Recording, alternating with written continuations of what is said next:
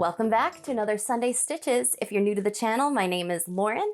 I am the fiber artist and quilter behind Garden Girl Studio. It's officially July, which means it's time to update our daily temperature stitching project with all of June's dates. If you're new to this project, it's quick and easy to catch up. I'm gonna have the template for the design that we're working on, as well as a temperature color key that you can fill in. I'll have a link to both of these items in the description below. So if you're ready, let's jump right in. So a quick overview before we get started. These are the daily temperatures that my area experienced, and these are the average daily temperatures. So this was not the high or the low, it was something in the middle. We did have a spike in really high temperatures here. We hit like 90s and I think 100 degree with humidity, heat index, I think they call it, in this area. So we do have orange as a new color that we're going to be using this time around. But throughout the month, we mostly had our dark pink and our salmon, which we used last month, but we did start to enter orange. We're starting to get into some of those hot months. So that's pretty exciting. We're going to have a pretty balanced split, 12 dark pink, 11 salmon dashes, and 7 orange dashes. Of course, your temperatures are probably going to be very different from mine, so go ahead and fill in your colors based on the temperatures in your area, and I'll go ahead and I'll show you how I'm filling in based on my temperatures. Okay, to get started, we're going to fill in our 12 dark pink dashes.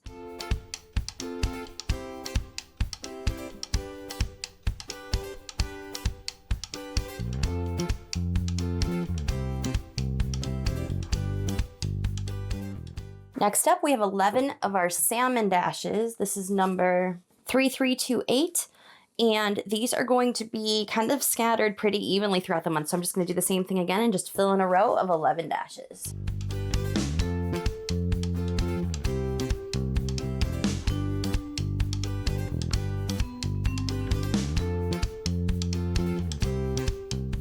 And finally, we're going to be filling in our orange colors, which are number 922. We have 7 of them.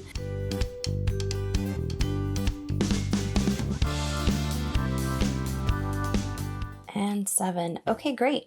Now we're going to go ahead and we are going to actually fill in our hydrangeas here using those Lazy Daisy base stitches and some French knots. So let's go ahead and fill in our hydrangea using these same colors that we used to fill in our dashes. Because our temperatures were pretty balanced this month, we are going to be just using equal amounts of our salmon, our dark pink, and our orange color.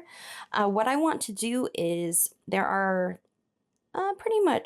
there's like 6 larger hydrangeas. So 2 are going to be the dark pink, 2 salmon, and 2 orange.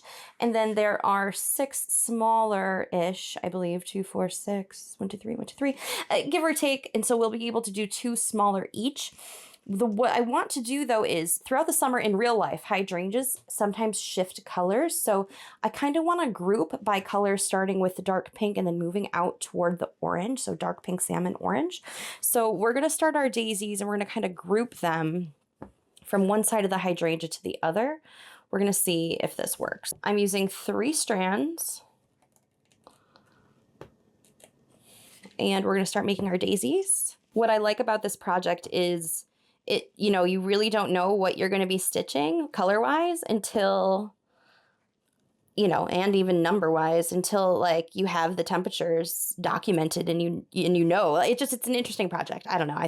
I've been enjoying it. I hope you are too. If you're keeping up with me, let me know what you think of the project. If we want to do this again next year or something similar next year, or if there's anything you'd like to see maybe do differently, maybe do high temperatures instead of average temperatures. I don't know. Let me know your thoughts in the comments below. I'd love to hear some feedback from you. Okay, I'm going to get these daisies stitched and then I'll meet you back here before we start our next color.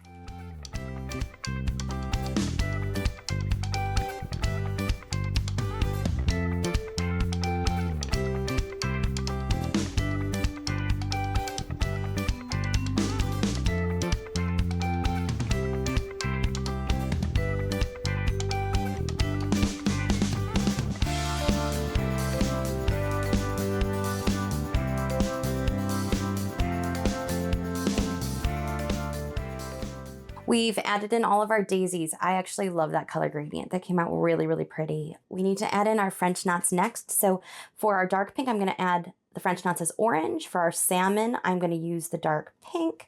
And for the orange, I'm going to use the salmon. So I'll show you what that looks like. Here we go.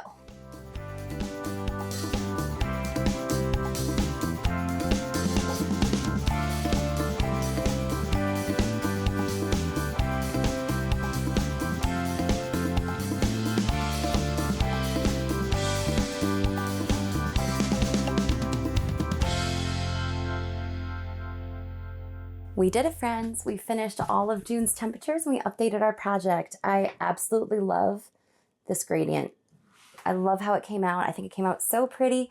Let me know what you think in the comments below. I want to know your progress, how you're doing with your project. So be sure to stay tuned. Next week, we're going to have week 2 of our Jolly in July stitching series. So there's going to be all kinds of holiday craftables next week.